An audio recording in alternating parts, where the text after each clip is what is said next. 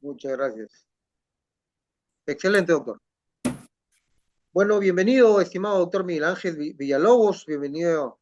Gracias ante todo por la aceptación de esta invitación para el dictado de esta conferencia, de la cual paso a dar la presentación. Estimados discentes, muy buenas tardes. Bienvenidos a esta conferencia virtual denominada Integridad en la labor fiscal a partir de los principios de Bangalore, la cual se desarrollará el día de hoy, lunes 22 de diciembre, y con la cual estamos cerrando el ciclo de conferencias de actividades académicas del Plan Académico 2025 de la Academia de la Magistratura. Esta conferencia va a estar a cargo del doctor Miguel Ángel Villalobos Caballero, del cual me voy a dar voy a leer un pequeño resumen de su hoja de vida. El doctor Miguel Ángel Villalobos es máster en Derecho Penal y Garantías Constitucionales por la Universidad de Jaén, España. Tiene un máster en Magistratura Contemporánea, la Justicia en el siglo XXI por la Universidad de Jaén, España también. Y máster en Filosofía por Europa. Abogado por la Universidad Nacional Mayor de San Marcos. Tiene estudio de doctorado en la Universidad de Buenos Aires, Argentina. Es profesor de la Universidad Continental en Filosofía del Derecho y Litigación Oral. Es autor de diversos libros, entre ellos La justicia como valor supremo del derecho internacional, y publicaciones en diversas revistas, siendo la más reciente La ética de Bangalore, argumentos de ética contemporáneas, Póngale. qué saber, qué hacer Buenísimo. y qué esperar. Es miembro de la Asociación Internacional de Buenísimo, Fiscales, Galen. sede europea, y actualmente se desempeña como fiscal superior penal titular. Bueno, ¿quién no conoce al doctor Miguel Ángel Villalobos? Así que no hay, hay mucho que decir. El doctor Miguel Ángel Villalobos es un filósofo del derecho, conoce Búscalo. mucho el tema y va a tocar un tema muy importante para la ejecución de la actividad de los magistrados. Bueno, sin más preámbulo, doctor, adelante, lo dejo con su ponencia.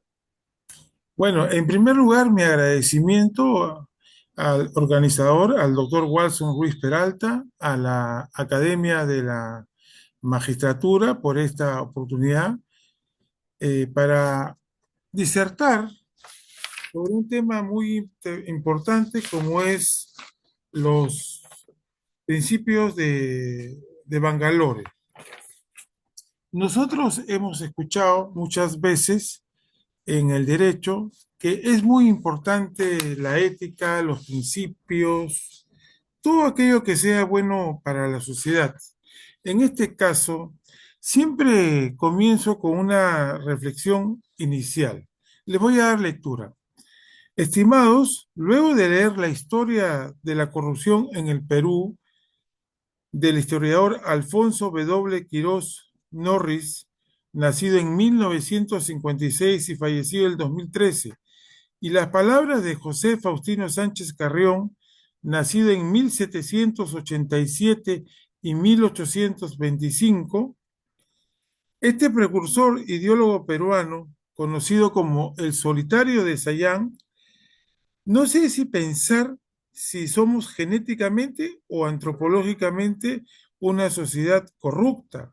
Y esto lo digo porque ha sido una permanente desde antes de la colonia, 1821, hasta nuestros días, donde hay esa incidencia, como repito, de la corrupción, es decir, de la falta o ausencia de integridad, ya que, como el mismo Alfonso Quirós y también el Solitario de Sayán lo expresaron, no hemos tenido una vía republicana, democrática, adecuada a los principios morales, sociales, políticos.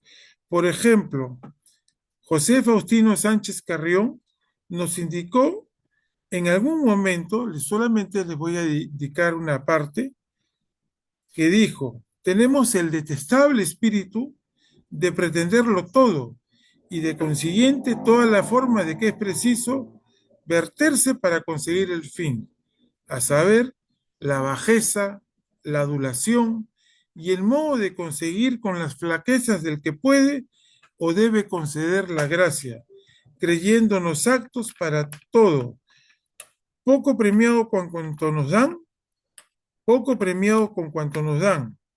Es decir, que en esta vida republicana de presidentes democráticos, presidentes dictatoriales, siempre ha sido esta incidencia de la corrupción. Y entonces nosotros vemos de que en el campo de la magistratura hemos tenido muy buenos magistrados en el Perú, muchos de ellos inclusive han pasado a la historia. Eh, Quería saber, Walson, ¿se ve la imagen de la diapositiva? No, doctor, la diapositiva no.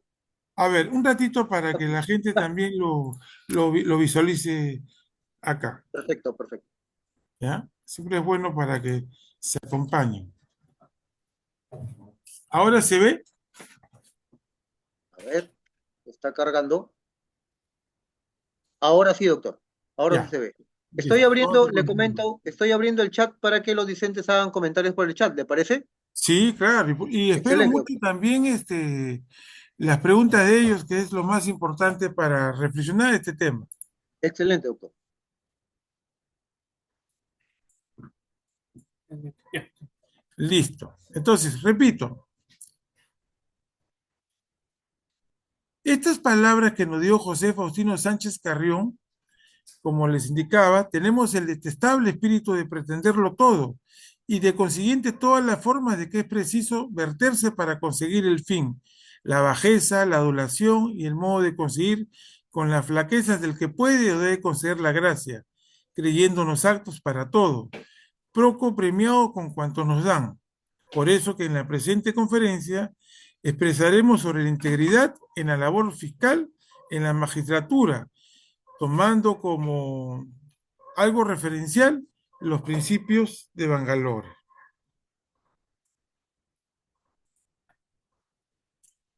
Para ello, generalmente la gente que hacemos filosofía pura o filosofía del derecho, ¿no? Nos hacemos preguntas y nos contestamos como si fuéramos aquellos que estuvieron en Roma, como Sócrates, Platón y Aristóteles. Tres preguntas fundamentales vamos a desarrollar. La primera pregunta es, ¿qué es saber sobre la integridad? ¿Es posible recuperar la integridad en una sociedad con crisis de valores morales?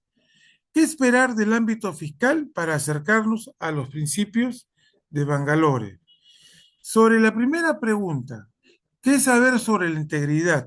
Si ustedes ven la imagen de la diapositiva, que las he hecho para ustedes, para una mayor claridad de la exposición, tenemos dos círculos. En el primer círculo vemos un 100%. Es como una persona humana, cabeza, tronco, extremidades, todo completo.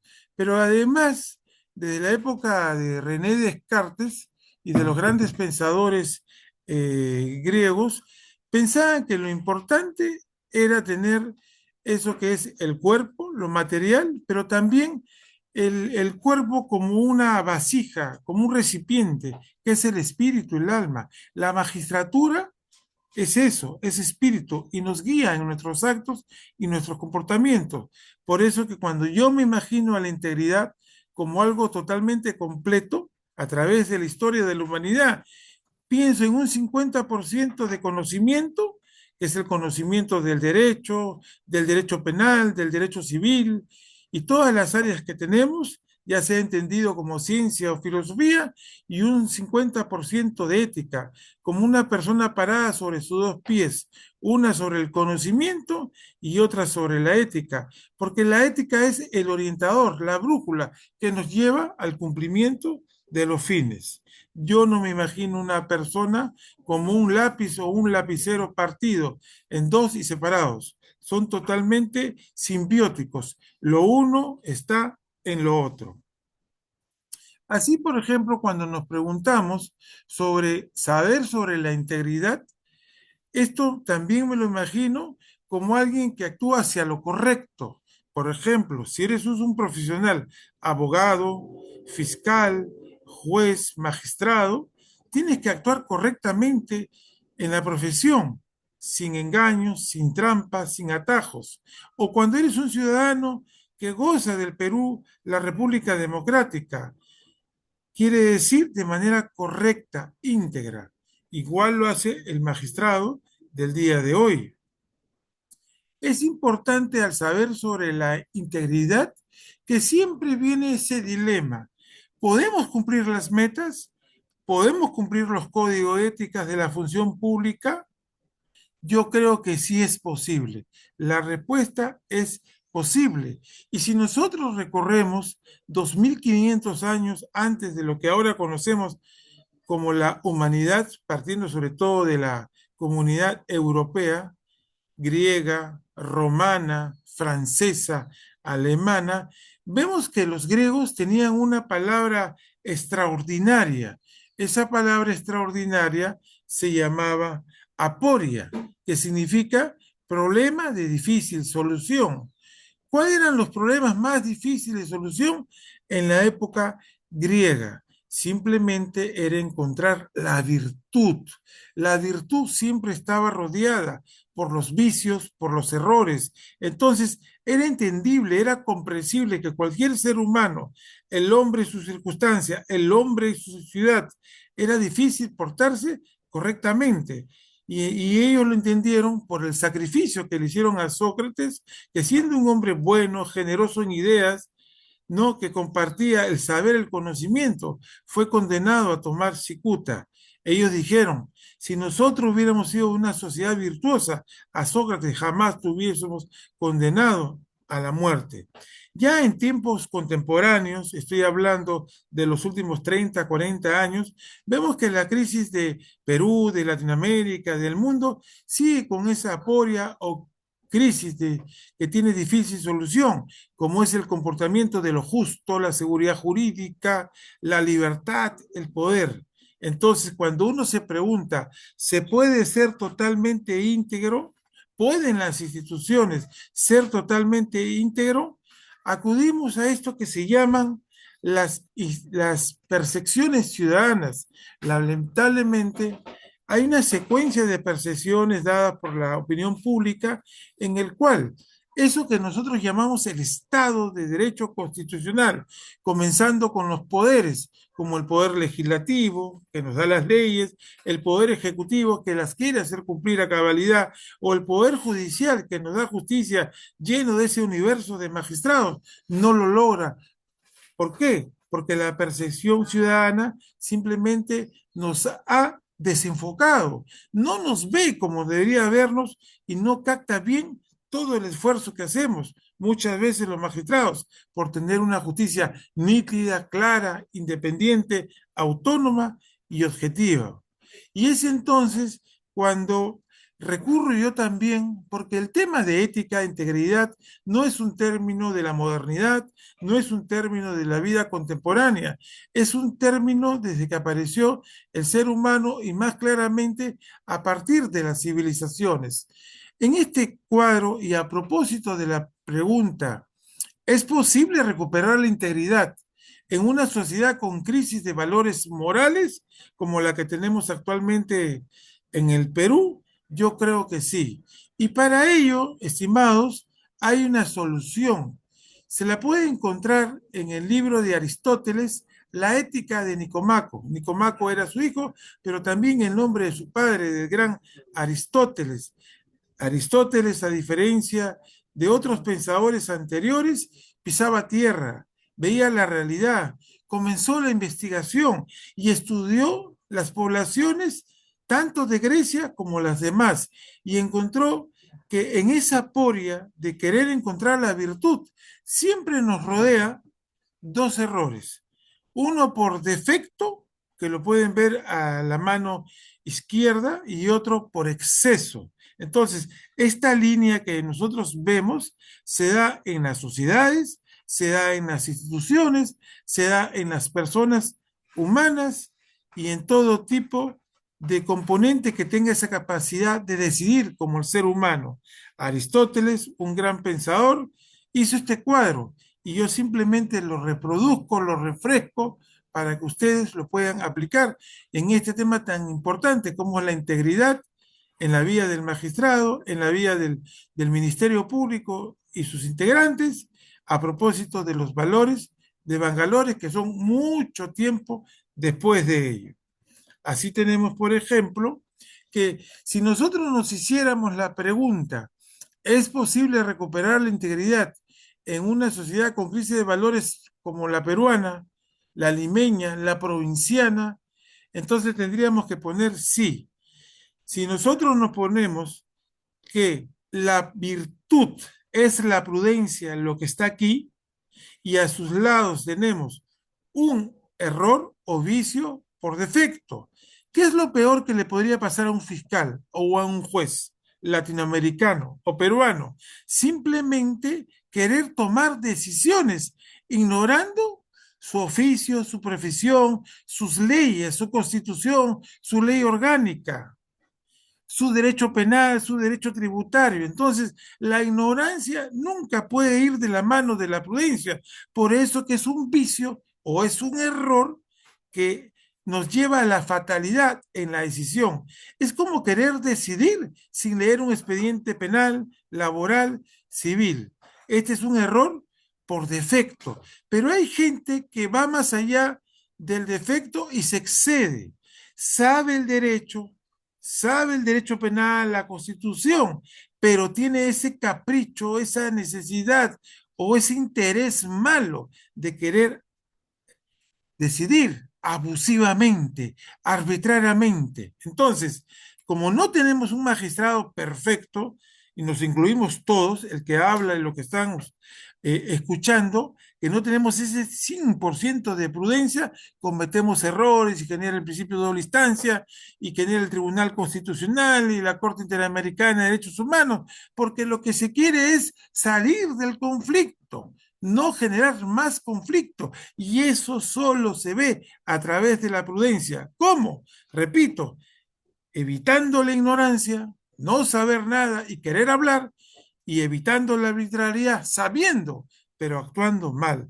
Entonces, estos vicios, estos errores, es lo que se podría decir lo no ético, lo no moral. Y el derecho, por ser derecho, y su ejercicio, siempre buscará ese lado importante, que es la prudencia. Entonces nos acercamos nosotros a una pregunta que también es muy importante. ¿Qué esperar del ámbito fiscal para acercarnos a los principios de Bangalore? Hace poco tuve la oportunidad de hacer un tema sobre los principios de Bangalore en la revista del Ministerio Público. El tema se llama La ética de Bangalore, argumentos de éticas, qué saber, qué hacer y qué esperar. Ese título es importante, ¿por qué? Porque lo primero que tenemos que saber en filosofía del derecho y en filosofía en general es que no tenemos una ética, sino tenemos una ética de autores o corrientes del pensamiento. Por ejemplo, hay una ética utilitarista usada por los ingleses y los norteamericanos. Tenemos una ética cristiana usada por las religiones. Tenemos una ética económica, una ética política, una ética social. Pero ¿qué pasó? Que en el año 2001, en un lugar llamado Bangalore, en la India, se reúnen un conjunto de personas del Poder Judicial a efecto de reforzar la integridad judicial. La integridad judicial siempre ha tratado de que las decisiones sean las más imparciales posibles, correctas, y que partan de un principio de igualdad, de jueces competentes y diligentes. Estos no son los únicos valores, directrices, principios que podrían utilizarse como sinónimos, sino que ellos dijeron, vamos a condensar 6 que les sirva a todos los magistrados del mundo que quieran aceptar estos principios.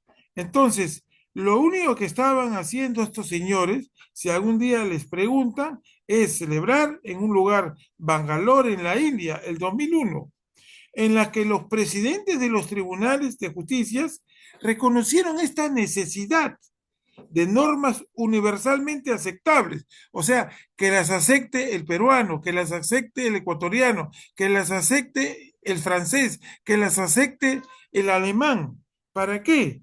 Porque simplemente nos hacía recordar instrumentos tan importantes en la historia como aquella que surge en 1789, época de la Revolución Francesa, con la Declaración de los Derechos del Hombre y del Ciudadano, porque en ella se reconoce que toda sociedad tiene corrupción y tiene eso que se llama un mundo abusivo, arbitrario, y coloca de los derechos naturales y lo coloca en un derecho positivo, es decir, en esta declaración de los derechos del hombre y del ciudadano, para hacernos recordar que las calamidades y la corrupción perturba a los gobiernos y a los estados y que tenemos un poder tan importante como es el poder judicial, ahora en el Perú y en otras partes, el Ministerio Público, que puede evitarnos esa corrupción, esa calamidad y dirigirnos correctamente. Entonces, estos principios de Bangalores son los siguientes. Primero, la independencia. Segundo, la imparcialidad.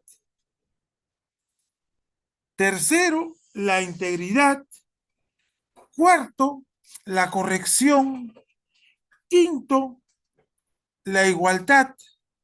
Sexto, la competencia y diligencia. Ustedes ya lo conocen. ¿Cómo no va a ser importante la independencia? No podemos depender de personas extrañas a la judicatura, ni siquiera de la judicatura, ni del Ministerio Público, ni de ningún administrador de esto que se llama la administración pública, con esa imparcialidad que significa mira al centro, mira al derecho, no mires a la izquierda o a la derecha, sino concéntrate en el tema que estás tratando. Solo mira tu conciencia o la integridad. No te partas en dos, como cuando comencé esta conferencia. No te sientas orgulloso, vanidoso de tu conocimiento, sino de tu capacidad de dirigir ese conocimiento ética y moralmente. O también lo que se conoce con corrección, no doblez. Y sobre todo mirando a todos aquellos que tienes que administrar con igualdad, la igualdad que es tan importante como en la época de los antiguos filósofos, y sobre todo a ser diligente, rápido, no 5 años ni 10 años, sino ser diligente y competente. Quiere decir asertivo, asertivo. Entonces, cuando yo en este trabajo, y a propósito de la ética de Bangalore, una de las éticas, ¿no? Yo creo que todo se aprende en la vida. No es que uno nazca virtuoso o defectuoso. Yo creo más bien que somos como diría Juan Jacobo Rousseau, una tabla rasa y nuestras experiencias nos va escribiendo el hábito, las buenas prácticas profesionales. Supongamos, yo soy una persona muy adulta y mañana quiero mejorar. Magistrados que tienen 15 años de experiencia, que tienen 20 años de experiencia, o aún no se jubilan, o les falta poco para jubilarse. Aún después de jubilados, pueden enmendarse. Ese es lo bonito que tiene la ética, la moralidad. Busca aquellos principios que sean tu fuente, que sean aquello que te dé de beber. Independencia, imparcialidad, integridad, corrección, igualdad, competencia y diligencia. Vívelos, gózalos y administralos adecuadamente en aras de la administración de justicia. Entonces, cuando a uno le pregunta, ¿y qué podemos hacer? Simplemente podemos hacer aquello que es aprender, aprender a ser íntegro. Decía Jaco Toc, un gran pedagogo en la historia de la educación, que solo necesitas tú tres cosas. Decidir qué aprender. Vamos a aprender los principios de Bangalore. Vamos a aprender los principios en el derecho. Solamente tienes que tú decidirlo y repetirlo como segundo paso, por todo lado, en tus actos, en tu vida diaria, con tus amigos, con tus enemigos, en exposiciones, eso de la independencia, de la imparcialidad, integridad, corrección, igualdad, competencia. Y tercero, compáralo con otros sistemas que no estén tan asertivos como los nuestros y vas a valorarlo. Lo primero es aprender en ese quehacer a ser íntegro, porque por más que se finca o aparente ser lo que no es una máscara. Y la máscara al final, señores, se cae, ya sea por la gravedad o por algo parecido, se caerá. Entonces hay que hacer como eso que hacen las gentes, elegir lo mejor, aquello que te prestigie, aquello que te distingue, aquello que te dé valor, aquello que digan, tú estás por una justicia más adecuada.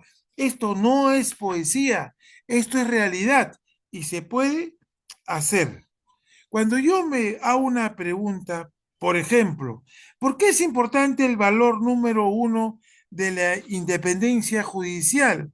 Porque es el principio que te hace entender no solo el principio de legalidad, sino aquella garantía fundamental para llevar los juicios justos.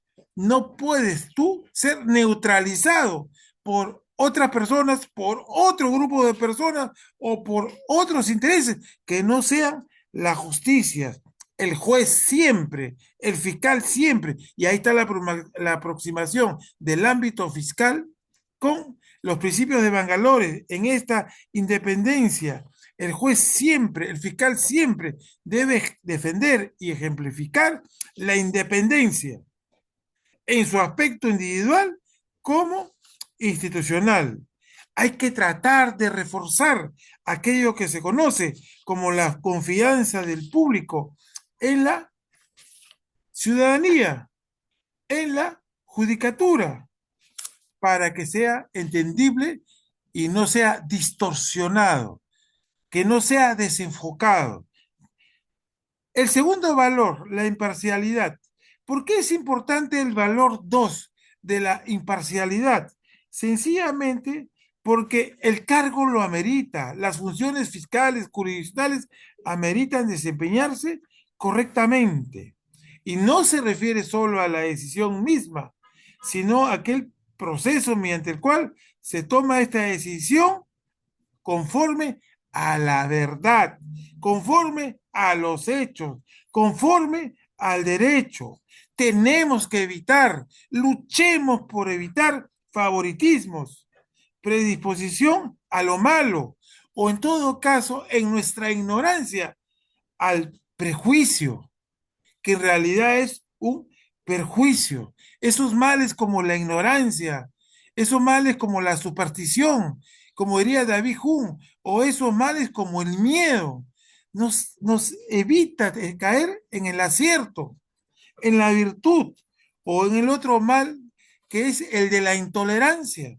Ustedes pueden tener la razón, y yo no, o viceversa, pero que en diálogo ciudadano hay que comprendernos. Eso hay que trasladarle simplemente a quién, a la ciudadanía y a toda la judicatura. Para tú tener independencia y tener esa imparcialidad, necesitas vocación, no ocasión, ocasión no, vocación. Tiene que llegar a gustarte lo que tú haces en tanto tiempo, en eso que se llama las instituciones del sistema legal. Eso es ser imparcial. Tercero, ¿por qué es importante el valor 3, la integridad? Dicen los principios de Bangalore. Y yo creo que de todos los principios, este es el más importante, porque es el desempeño correcto de las funciones. Un fiscal, un juez, debe asegurarse al 100% de que su conducta está por encima de cualquier reproche a los ojos de un observador razonable. Si a ti ya te están cuestionando por algo que no debes, en realidad debes dar un paso al costado. Si es que te interesa los principios de Bangalore, si es que te interesa una buena administración de justicia, esto no es algo personal, no es algo que a alguien le cae y lo perjudica. Estamos pensando no tanto en la persona, sino en la institución, que es lo importante. ¿Por qué? Porque la vía democrática constitucional vive de personas, pero también de instituciones, ese conjunto de instituciones. Ministerio Público, Policía Nacional, Jurado Nacional de Elecciones, un todo. un todo para poder entender, no ver el árbol, sino ver el bosque. Repito, un juez o un fiscal deberá asegurarse que su conducta está por encima de cualquier reproche a los ojos de un observador razonable. ¿Quién es un observador razonable? Aquel que no está contaminado con algún disvalor, de tal manera que el comportamiento y la conducta del juez o del fiscal deberán reafirmar la confianza del público en la integridad de la judicatura. No solo debe impartirse justicia, también ha de verse cómo se imparte. El hombre es libre y es responsable, decía, Jean-Paul Sartre. Un cuarto valor también importante es el tema de la corrección, porque la corrección y la apariencia de corrección son esenciales para el desempeño de todas las actividades de un juez. En consecuencia, entre otras, un juez evitará incorrección y la apariencia de incorrección en todas sus actividades, lo que puede ser complejo para algunos magistrados, porque en sí este valor de la corrección contiene una serie de prohibiciones, evitar situaciones que puedan levantar sospecha razonable de favoritismo, parcialidad para sus amigos, familias, extraños. ¿Correcto? ¿Qué cosa es? No andar con las partes. Correcto, ¿qué cosa es? No escuchar solamente a algunos abogados. Correcto, ¿qué cosa es? Respetar el sistema de leyes y el ordenamiento jurídico. Si tú haces todo lo contrario, ya no estás dando ni apariencia de corrección, sino una verdadera incorrección. Entonces, cada uno de estos vocablos, independencia, imparcialidad, integridad, corrección, son necesarios, pero ¿qué? En un altar, en un lugar donde yo aspiro, quiero llegar, estimativa, te necesito, te requiero. ¿Para qué? Para mi comportamiento, además de mi cultura, además de mi conocimiento, sea el más adecuado posible. En este valor de la corrección, en un juez o en un fiscal, como cualquier ciudadano, tengo derecho a la libertad de expresión. Debo comportarme siempre de forma que preserve la dignidad de las funciones jurisdiccionales y fiscales, con este valor que es la corrección. Un cuasi último está el valor quinto de la igualdad. La igualdad como principio tiende a garantizar la igualdad en el tratamiento de todos ante un tribunal. No interesa su piel, no interesa su dinero, su clase social, como manda pues la Constitución política del Perú, sin hacer ningún tipo de exclusión. Si yo en mi mente ya a alguien lo estoy excluyendo por algo, me estoy alejando de ese valor tan importante que es la igualdad. La igualdad no decía, como decía Jefferson en Estados Unidos, tener la piel blanca, ojos azules, o de tener determinada talla, sino la igualdad en cuanto a los derechos que generen mi mejoramiento, mi proyecto de vida en sociedad. Eso que dice la dignidad de la persona son el fin de la sociedad del Estado. Lo que pasa es que el Estado se ha descuidado de la persona. Lo que pasa es que el Estado se ha descuidado de la persona. Y vienen estos seres de limitaciones a mi libertad. ¿Por qué piensas como piensas? Porque quiero pensar así. ¿Por qué hablas como hablas? Porque quiero hablar así. ¿Por qué interpones una impugnación? Porque quiero impugnar así y el Estado me lo permite. La justicia no se ha hecho para que el juez o el fiscal te sonrían o se pongan tristes, sino para que acaten en ejecución todos los instrumentos que me permite la ley, hasta que diga, este es el punto final. Entonces, este tema de la igualdad, vuelvo a repetir, garantiza la igualdad de tratamiento de todos ante un tribunal y es esencial para desempeñar debidamente las funciones jurisdiccionales. En consecuencia, nos esforzaremos para ser conscientes de la ley y que todos merecen el trato digno de la ley, a pesar que estemos en una sociedad tremendamente diversa, con diferencias, pero todos en esencia humanos, dignidad y libertad. Por último, ¿Por qué es importante el valor de la competencia y diligencia? Son dos valores en un solo rubro. Por eso, si les preguntan alguna vez, los principios nacieron en el 2001, reunidos magistrados, quisieron hacer algo sucinto, se llama Bangalore porque es la ciudad y son seis: independencia, imparcialidad, integridad, corrección, igualdad, competencia y diligencia. ¿Por qué es importante el valor 6, competencia y diligencia? Porque la competencia y diligencia como principio son requisitos previos para desempeñar debidamente las funciones jurisdiccionales. ¿Cómo nos ven o cómo nos vemos? ¿Nos ven lentos? ¿Nos ven adecuados? ¿Nos ven que estamos actuando sin error? En consecuencia, entre otros, las obligaciones judiciales y fiscales de un juez o un fiscal priman en relación a otras actividades. Este principio no solo exige éticamente que un juez o un fiscal dedique su actividad profesional sus obligaciones, quiso, que no solo incluyen el desempeño de obligaciones propias del tribunal, sino también a otras que den relevancia al ejercicio de la función judicial y fiscal. Entonces, como vemos, esto de los principios de Bangalore y del acercamiento del ámbito fiscal a los principios de Bangalore, título que me ha dado la academia, son importantes. ¿Por qué?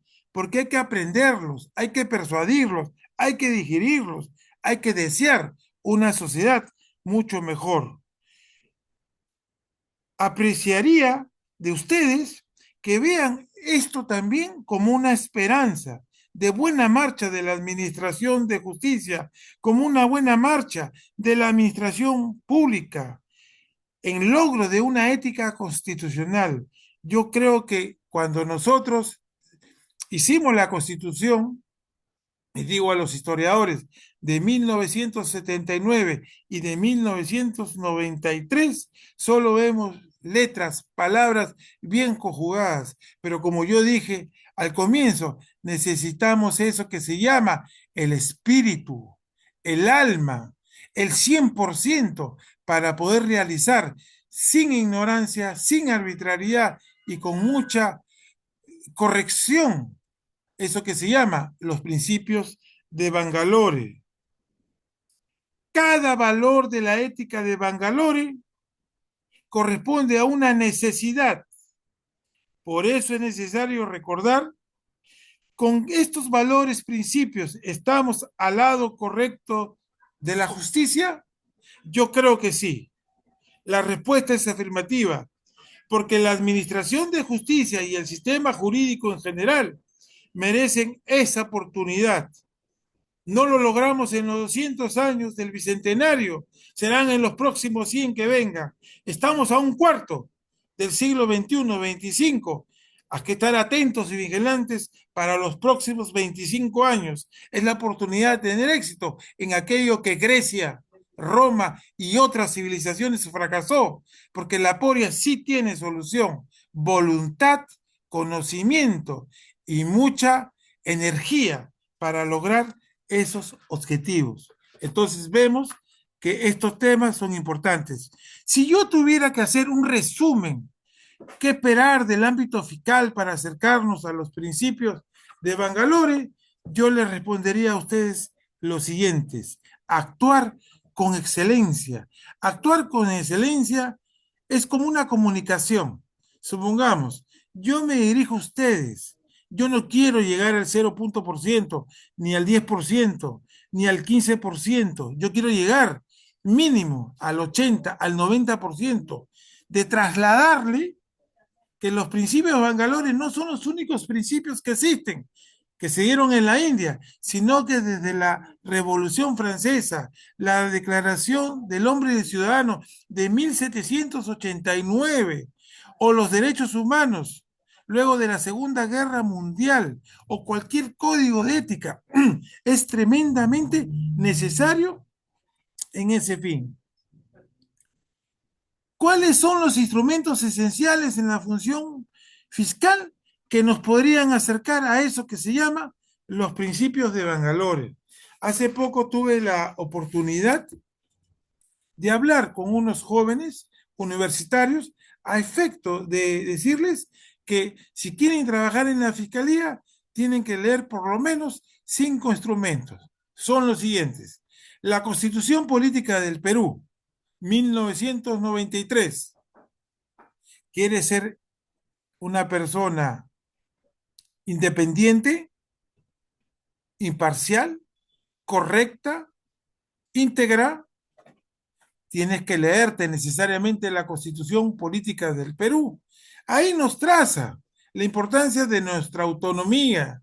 Ojo, que todos los poderes del Estado, ninguno es más que ninguno, es una coordinación, porque lo que vale de la Constitución es su estructura, que hace respetar dignidad y libertad como persona o como sociedad, con garantías constitucionales. Entonces ya no es una lectura o una mirada literal, sino es una mirada filosófica que quiere decir simbiótica. Todos valen para expresar la idea de justicia en el Perú a través de la Constitución, y necesitas de ese ingrediente de ética constitucional, no como hacen algunos politólogos basados solo en la letra, cuando se olvidaron en el espíritu, cómo actúa la persona y la comunidad respecto a esa Constitución. No se trata de legalidad, se llama legitimidad.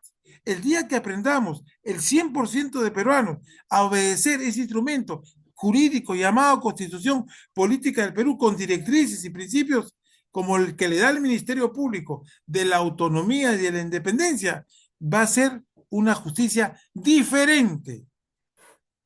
¿Cómo no servirnos también de la ley orgánica del Ministerio Público, que es un ente con jerarquías, desde un fiscal de la nación hasta un fiscal adjunto provincial? En todas esas etapas tenemos que regirnos de acuerdo a esa ley orgánica, porque es la que tenemos. Hasta que se haga una nueva ley orgánica con nuevos ingredientes que den o repotencien la autonomía, la independencia y todos esos que están en los principios de Bangalore. La ley orgánica del Ministerio Público, que no ha sido cambiada desde su fundación, aún es importante, pero es verdad que necesita mucha reforma, muchas mejoras. La ley del Código Ética del Ministerio Público. La ley del Código Ética del Ministerio Público tal vez es una de las mejores que tenemos. ¿Por qué? Porque la ley de ética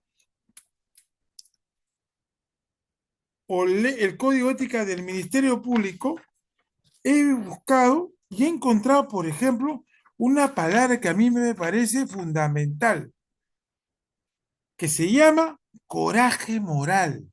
Imagínense, aplicando el hábito de Aristóteles, evitando los errores, apuntando a lo certero, y que cada fiscal apunte al coraje moral, ¿cuánto podríamos hacer por acercarnos a los principios de Bangalore? Se los leo. Debemos actuar con decisión. Es triste una persona que titubea. Es triste una persona con cobardía. Tenemos que actuar con decisión. ¿Previo qué? Razonamiento, análisis de lo que estamos nosotros decidiendo a ejecutar. Por ejemplo, un problema jurídico. Debemos actuar con decisión, perseguir nuestros objetivos y metas sin desmayar, sin cansancio, ni quebrantar principios dominando los temores. El temor es aquello que es distinto al coraje. El coraje moral, y son bastantes, no les voy a leer todo, solo estoy rescatando de este código de ética el que yo creo, a mi percepción, es el que define a todos. El coraje moral es la fortaleza que cada persona debe tener para no dejarse llevar por tentaciones. Y utiliza la filosofía. Estúdiate a ti mismo, conócete a ti mismo. ¿Cuáles son tus tentaciones? El sexo, el dinero, la codicia, o como decía nuestro estimado Solitario de Sayán, ¿no? ¿Qué fines utilizamos para lograr algo? Utilizando a las personas. Don't do that. En inglés, no hagas eso. Ten coraje moral. El coraje moral, repito, es aquella fortaleza que cada persona debe tener para no dejarse llevar por las tentaciones, que no sean acordes a los lineamientos de vía racional o prudente. Además, es el valor que nos permite enfrentar a la corrupción. ¿Cómo? Sucintamente, en un solo valor, en un solo principio, eso se lo debo al fenomenólogo Edmund Husserl, esa capacidad que tenía en su época de parentelizar para encontrar en una palabra el condensado de todo. ¿Por qué? Porque en este código ética del Ministerio Público, el que lo hizo pensó de forma extensiva: humanidad, justicia, igualdad, no arbitrariedad, probidad, honestidad, veracidad, objetividad, independencia, imparcialidad, transparencia, sigamos, prudencia, reserva, decoro, responsabilidad, competencia, diligencia, dedicación. Están buscando un humano perfecto. Respeto, trabajo en equipo, liderazgo. Y me cansé. Hay mucho más. Yo creo que lo importante de acá y que resume es coraje moral. Fortaleza que cada persona, cada fiscal debe tener para no dejarse llevar por tentaciones. ¿Cuáles son las tentaciones? Tú lo sabes. Todos lo sabemos. Evitarlas, que no sean acordes a los lineamientos de vida racional o prudente. Si no hubieran esas tentaciones, no hubiera control interno, pues, ¿sí o no? Solamente nos hace recordar que hay que evitar esas tentaciones. Hay que tener lineamientos de vida racional, o como lo dije acá, de una vida con prudencia, no arbitrariedad, no seas abusivo, no te aproveches del cargo o no seas ignorante, conócelo antes de aplicarlo. Entonces, necesitamos de Constitución Política del Perú, Ley Orgánica del Ministerio Público, Código Ética, por ejemplo, el coraje moral. ¿Para qué? Para enfrentarnos a la corrupción, a la arbitrariedad, al abuso, denunciando y combatiendo no aquellos que nos conviene, no distorsionen la función, sino combatiendo a todo aquel que pone en peligro la dignidad, el derecho de las personas y de la propia institución. Qué importante. No quisiera pasar, antes de terminar, por ejemplo, el del Código de Ética de la Función Pública, ley número 27815, que curiosamente fue dado por el presidente Toledo, y miren, tristemente, pagando una condena por corrupción el 12 de agosto del 2002, casi 23 años después, o ya cumplido los 23 años. Solamente quiero recordarles que cuando un asistente en función fiscal o un asistente administrativo o un fiscal ingresa a la carrera del Ministerio Público, tiene que leerlo no al año ni a los 5, sino en el día. ¿Por qué? Porque esta es una ley de ética para todos los que pertenecemos a la función pública, servidores públicos y funcionarios públicos. Dice así: los fines, en el artículo 3, los fines de la función pública son el servicio de la nación.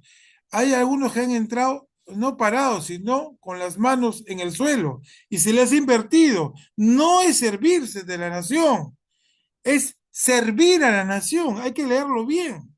De conformidad con lo dispuesto en la Constitución Política, acá está, ¿correcto? Y la obtención de mayores niveles de eficacia. Necesitamos una política institucional que nos dé eficacia, no atraso, no demora, no error, ni que otros poderes nos estén rectificando. Nosotros mismos, los fines de la función pública, son el servicio a la nación, de conformidad con lo dispuesto en la Constitución política y la obtención de mayores niveles de eficiencia del aparato estatal, de manera que se logre una mejor atención al ciudadano. Sí, es el que paga los impuestos y podemos subsistir priorizando y optimizando el uso de los recursos públicos, no llevando a tu casa, conforme a lo dispuesto en la ley marco de modernización de la gestión del Estado. Estos cursos, por ejemplo, de ética, de la función fiscal, de los principios de Bangalore, deben ser compartidos con gestión pública. Qué importante respetar los presupuestos. Sigamos. En esta ley también es importante esto que se llama los principios: respeto, probidad, repiten, eficiencia, idoneidad, veracidad, lealtad. Esto es importante. El numeral 6 del artículo 6, principios de la función pública, de la ley número 27815, ley del Código Ética de la Función Pública, ¿qué nos dice? Lealtad y obediencia. Actúa con fidelidad, sí, como enamorado. Actúa con fidelidad y solidaridad hacia todos los miembros de su institución, cumpliendo las órdenes que le imparta el superior jerárquico competente. ¿Por qué? Porque así lo manda la ley, así es la estructura. En la medida que reúnan las formalidades del caso y tengan por objeto la realización de actos de servicio que se vinculen con las funciones a su cargo, salvo los supuestos de arbitrariedad o legalidad manifiestas, las que deberá poner en conocimiento del superior jerárquico. El que calla otorga, el que calla favorece, el que calla no quiere la institución. Tiene que denunciarlo, tiene que hacerlo ya. Los actos que enmienden si algo está mal en el Ministerio Público. Y así tenemos deberes, como la neutralidad. Tenemos deberes como la transparencia, discreción, ejercicio adecuado del cargo, uso adecuado de bienes, responsabilidad y otro. Prohibiciones, ya lo sabemos. Nada de compadrazgos, nada de cosas extrañas en el ejercicio. Por último, quisiera yo, si me lo permite, antes de escuchar sus inquietudes, sus preguntas, de ser el caso, si no ya yo concluyo, me parece este manual del Código de Conducta del Ministerio Público una hermosa novedad, y lo digo por el tiempo, ¿no? No es una cosa que esté muy antigua. Dice acá, este documento, entre otros, a manera de introducción, es una herramienta para prevenir presuntos conflictos éticos que pueden generarse en la entidad, que podrían devenir de actos de corrupción e infracciones administrativas. De esta manera, se busca lograr que sus servidores y funcionarios públicos, empleados de confianza también, y fiscales de la entidad, asuman con responsabilidad su compromiso con la entidad, así como el servicio a la comunidad.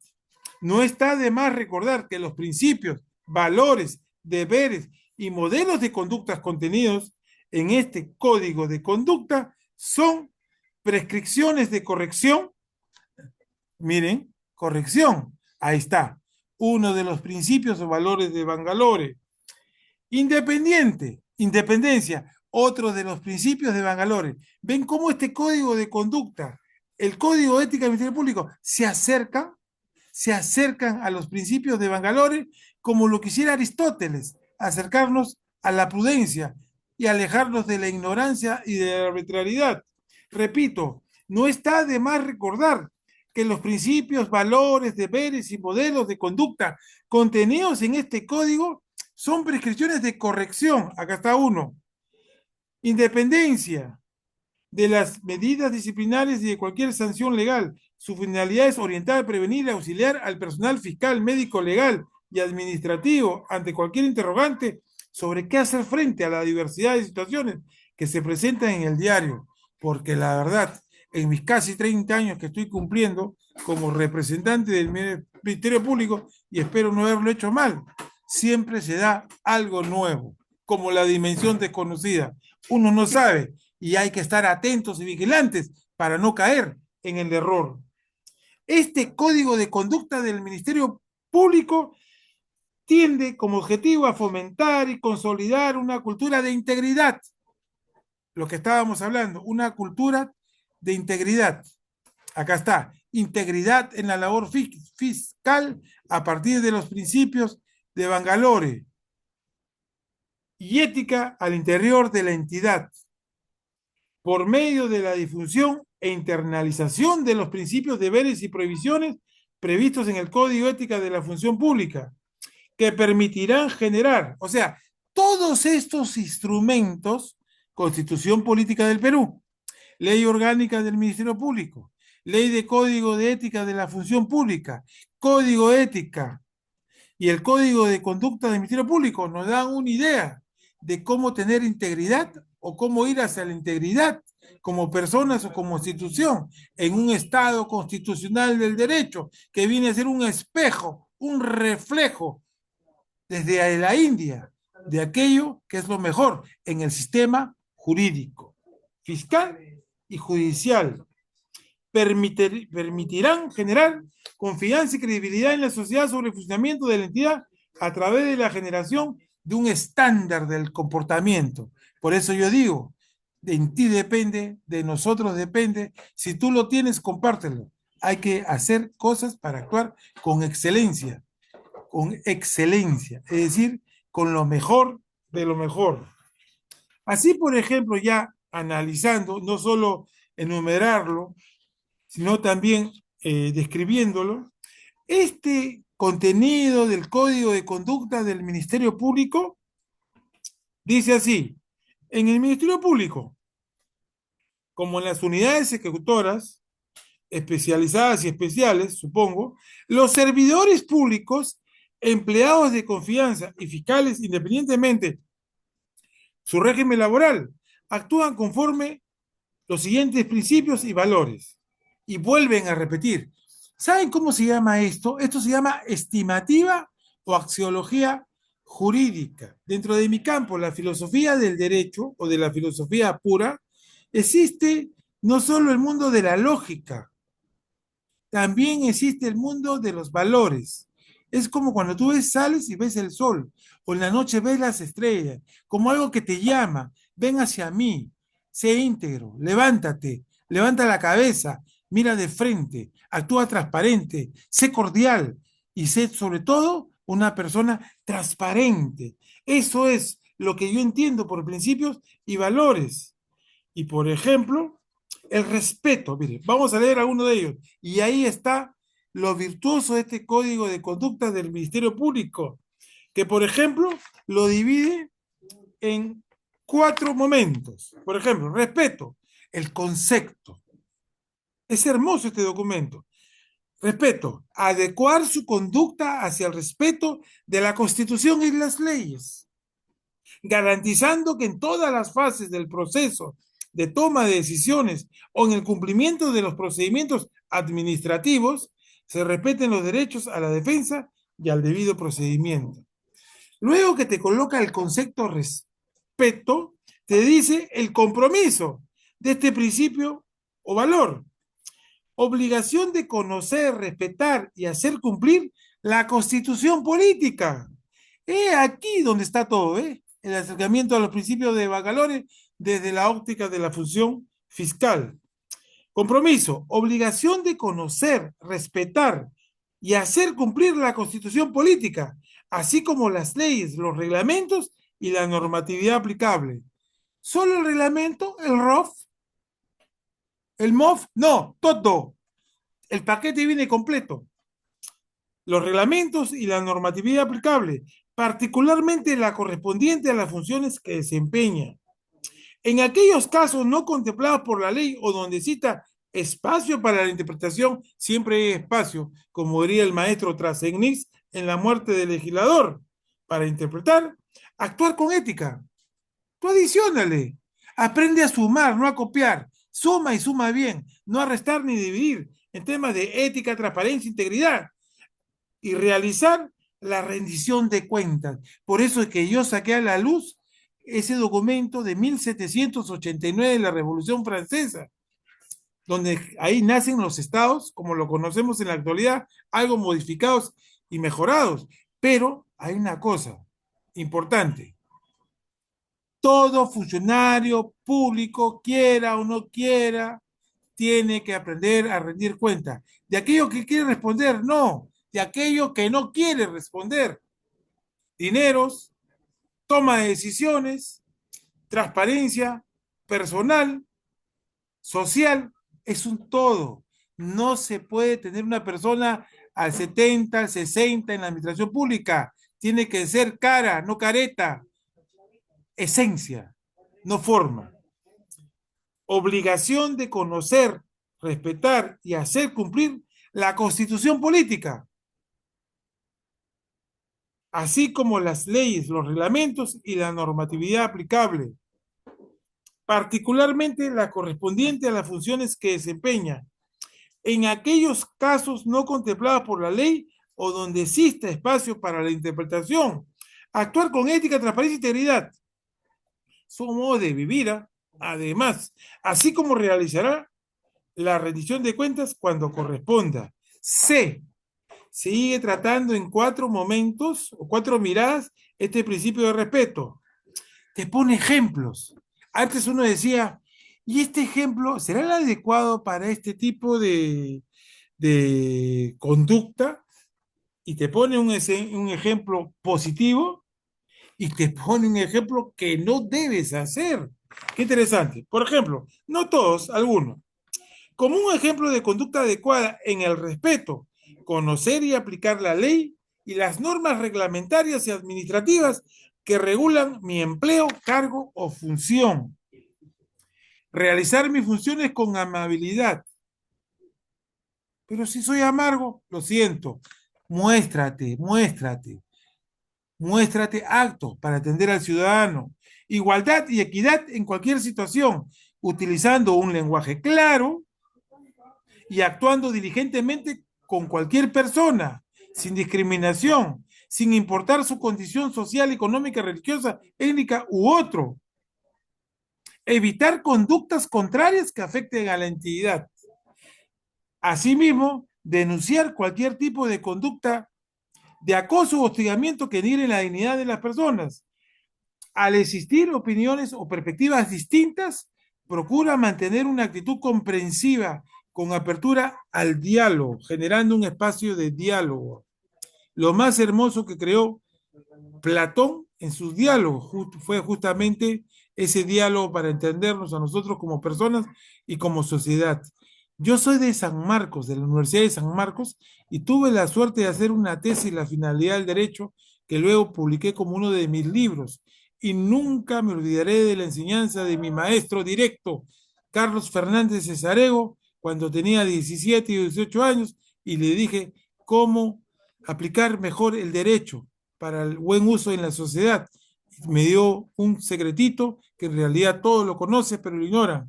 Aprende a comprender.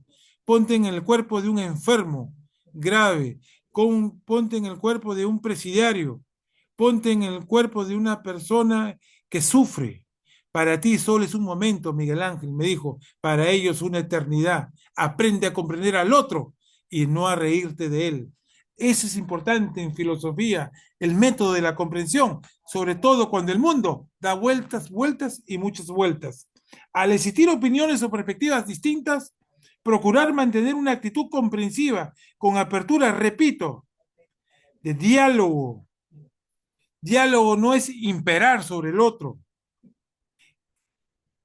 generando un espacio adecuado, brindar atención respetando la interculturalidad de los usuarios de los servicios. En el momento otro momento de este concepto de respeto, qué importante este código de conducta va más allá del código ética, ¿verdad? Este viene como teoría y práctica. El otro es Teoría. Ejemplo de conducta no adecuadas. Utilizar mi cargo para brindar un trato preferencial a determinadas personas. Estás quebrando la neutralidad, la independencia, la autonomía, por su condición racial, social o económica. Utilizar lenguaje sexista que fomente estereotipos o prejuicios que favorezcan desigualdades entre hombres y mujeres.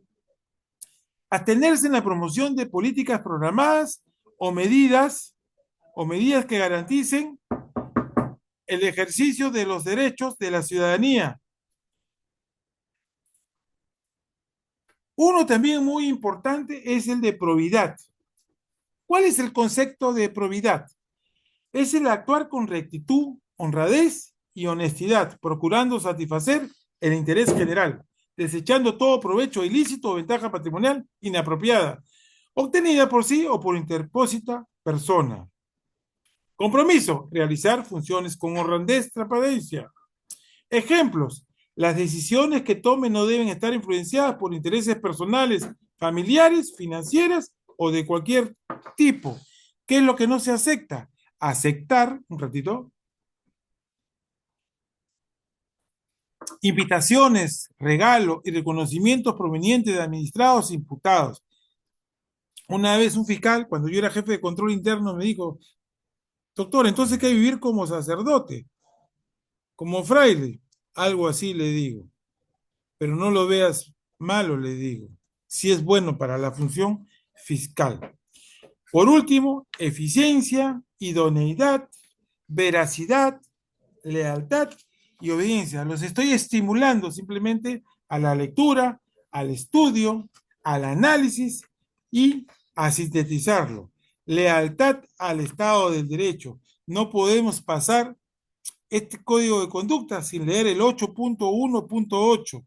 Concepto, el empleado de confianza, ahí están pues los famosos ideólogos o paraideólogos, no sé, que se aprovechan de los cargos. Hay que saber a quién eliges. El empleado de confianza debe lealtad a la Constitución y al Estado de Derecho. Ocupar cargos de confianza en regímenes de facto es causal de cese automático inmediato de la función pública. Por lo tanto, la lealtad al Estado de Derecho tiene el compromiso de respetar el Estado constitucional del derecho. ¿Cuál es la diferencia entre Estado de Derecho y constitucional? Que la Constitución es la base, la fuente, lo que tiene que verse. ¿Cuál es su ingrediente? La ética constitucional. Ejemplos de conductas adecuadas. Promover el respeto por el Estado democrático de derecho y la institucionalidad del aparato estatal. Garantizar el respeto de los derechos de los administrados en el ejercicio de las funciones asignadas. ¿Y qué no es hacer? Aceptar la invitación para ejercer un cargo de confianza de un gobierno de facto, no renunciar al cargo de confianza frente al establecimiento de un régimen de facto. Honestidad, integridad y otros. ¿Cuáles son los deberes? Los de siempre. Neutralidad, transparencia, discreción, ejercicio adecuado del cargo, respeto a los usos de los bienes del Estado, prohibido mantener intereses de conflicto y otros más. Siendo así, mi estimado Watson, he terminado, creo que me he excedido, son 7:15, pero estoy atento a las preguntas y si no, doy el remake, como dice, ¿no? La parte final. Muchas gracias. Excelente, doctor, excelente.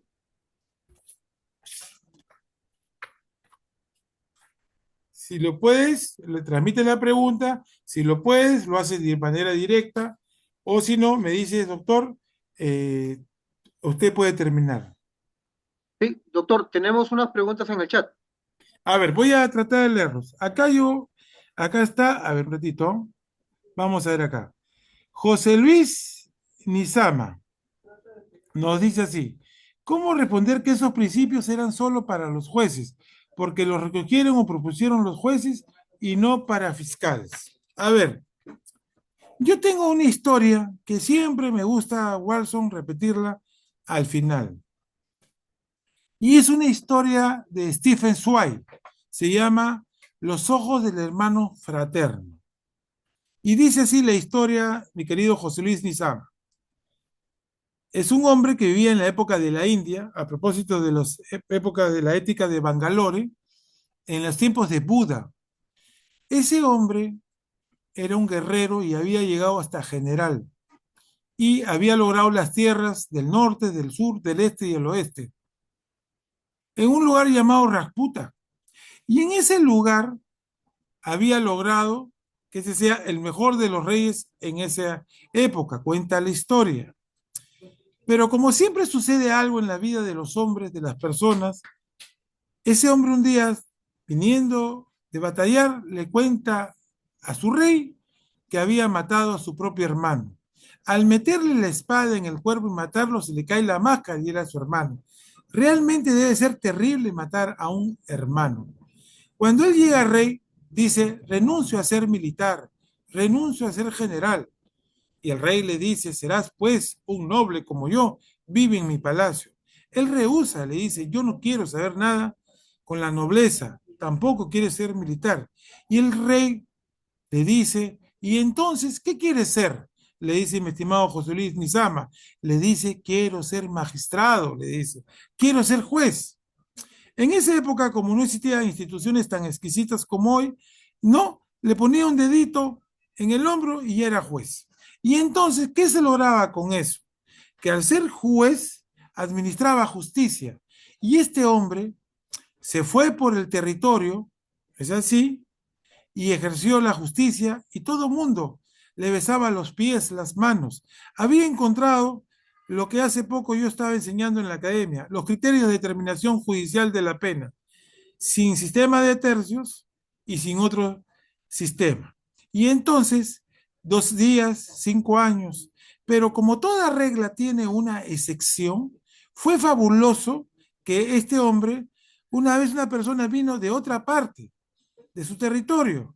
Es como lo que ocurre a los venezolanos, a los mexicanos que se van a Estados Unidos. A veces no entran legalmente. Había cometido un delito de fronteras y este Virata se llamaba el principal, el ex general, agarra y le pone 5 años como determinación de la pena y le dice, tienes que cumplirla ahí, abajo, en los calabozos de la profundidad. Y él le discute, le dice, yo dejé a mi mujer, dejé a mis hijos, porque pensé que en este reinado había justicia, pero ahora veo que me he equivocado y que tú no eres un juez justo, sino eres un juez injusto. ¿Acaso has estado preso para castigar con aquello que no conoces? Y este juez era reflexivo. Y el rey le había dicho, ¿por qué quiere ser juez? Y él quería saber, por lo que le había ocurrido a su hermano, si hay un juez o hombre justo. Y justamente al encontrarse en este diálogo con esta persona, viene y le dice, quítate la ropa, ponte mi ropa de magistrado, vete a tu tierra y ya sabe que más injusto que tu tierra es esta tierra. Y él sufre, el juez, los 5 años. Cuando sale de las cavernas, calabozos, a los 5 años, la gente murmura, ahí está Virata, ahí está Virata. Y viene el rey y le cuenta la historia. Pero el rey le dice, ¿qué quieres ser? ¿Otra vez general? ¿Quieres seguir siendo juez? ¿Quieres ser tú noble? Y le rechaza. Y le dice, no, yo quiero vivir en la parte trasera, con tus galgos, con tus perros. Había aprendido. ¿Qué cosa? La humildad, el misterio de la vida, ¿no? De una manera somos, desarrollamos, pero acabamos de manera distinta, a veces con un poco de sabiduría. Virata lo había encontrado, la tranquilidad del alma. Pero el juez, el rey le pregunta, ¿y hay hombre justo? ¿Hay hombre bueno? Y él dijo así, mi estimado José Luis Lezama, nadie que se mete en la vida de los demás puede ser ni justo ni bueno. Pero nosotros no somos jueces, somos fiscales, pero también estamos así como la imagen de la misericordia, amparados por eso que se llama la justicia, la legalidad, los principios. Estos principios de Bangalore, que son importantes para los jueces, no solo son exclusividad de los jueces, porque la independencia, la autonomía, Y todas estas cosas importantes que hemos analizado, la imparcialidad, también le compete a los fiscales. Lo que sucede es que no todos se cumplen de manera estricta. Por ejemplo, tú mismo acá preguntas, creo, sí, pues, tú mismo, mira, acá dice, ¿cómo responder que ellos eran solo para jueces? Acá dice, desde su punto de vista, ¿cómo se aplica la imparcialidad a los fiscales, ya que el fiscal es una parte procesal? Bueno, no te olvides que cuando nosotros comenzamos con las diligencias preliminares y la investigación, nosotros podemos inclusive hasta archivar, pero cuando ya postulamos como una teoría del caso, un homicidio, un lavado de activos, una corrupción de funcionarios, somos una parte más. Y ya representamos aquí a la sociedad. Y el lineamiento de la acusación es nuestra orientación. Salvo cosas de fuerza mayor que te deshagan tu acusación, tienes que serle fiel y leal y acabar. No con la pena que se te ocurre. Si has pedido 20, no puedes sacar con 5 y consentir la pena, impugna. Pero en cierta manera, todos estos valores nos acercan a los principios de valores de los jueces, porque quieren qué? Lo que yo les había dicho acá, actuar con excelencia. Listo. Ahí me ha puesto muy bien, doctor. No, gracias a ti. Otra pregunta, mi estimado. Tú dirás. A ver, ¿alguien que desea hacer alguna otra pregunta? Podría levantar la mano para activar el audio o por el chat, sin problema. Creo que igual solo sé abrumado, creo. Bueno, No, sí, un tema muy interesante, doctor, y bastante, te deja bastante que meditar y que pensar. claro. Espero que la academia haga como siempre, que de todas maneras lo suba, ya Watson, porque también hay gente que de repente no ha podido asistir, pero le interesa esto. Sí, sí, sí, así es, lo vamos a compartir, esto va a estar compartido en el En Facebook de el, la en academia. el- en el YouTube para que lo tengan. Así es, así es. Excelente, doctor. Parece que ya no tenemos ninguna pregunta. Lo dejo con la retroalimentación final para Sí, ya culminar. miren, María Leonor Lazo Rodríguez, gracias. No, gracias a ustedes más bien por su paciencia. En realidad, mira, Watson, la Academia de la Legislatura me permite dar estas conferencias, no tanto porque yo sea una persona lo más deseable, ¿no? Sino que al menos yo creo que en filosofía y en filosofía del derecho, nosotros debemos entender no solamente las instituciones, sino la vida misma. Una gran pregunta que tenían, por ejemplo, los filósofos es sobre el sentido. ¿La vida tiene sentido? ¿Las instituciones tienen sentido? ¿El Ministerio Público que se creó en la segunda avenida del segundo gobierno de Belaúnde Terry tiene sentido? Entonces, si tú haces una lectura de las desgracias o cosas tristes que le ha pasado al Ministerio Público, malas gestiones, pésimas, algunas regulares y otras un poco mejores, lo que vemos es simplemente la tentativa de muchas personas que de repente quisieron hacerlo mejor por el Ministerio Público, pero no lo lograron. ¿Se das cuenta? Pero eso no le quita el valor de haber ocupado altos cargos, el valor de querer dirigir la institución, porque el Ministerio Público simplemente es parte de todo un engranaje, un sistema. Lo decía yo, el Ministerio Público no es poder del Estado. El Ministerio Público es como otros, un ente autónomo que puede coordinar, pero ¿en base a qué? Al armazón de la Constitución.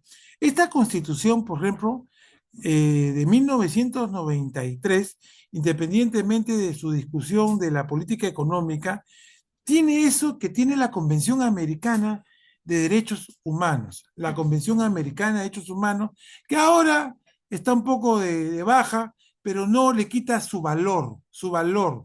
Por ejemplo, acudir a reparaciones, acudir a situaciones concretas que dan a entender que un pueblo, una comunidad, una persona ha sido vulnerada sin derecho y no puede quedar así. Eso genera mucho diálogo, mucha discusión, pero yo valoro en la historia de la humanidad varios documentos. Vamos a comenzar con el primero, la Declaración del Hombre y del Ciudadano de 1789, como retroalimentando. ¿Por qué? Porque ahí viene a reconocer que tenemos dos tipos de derechos.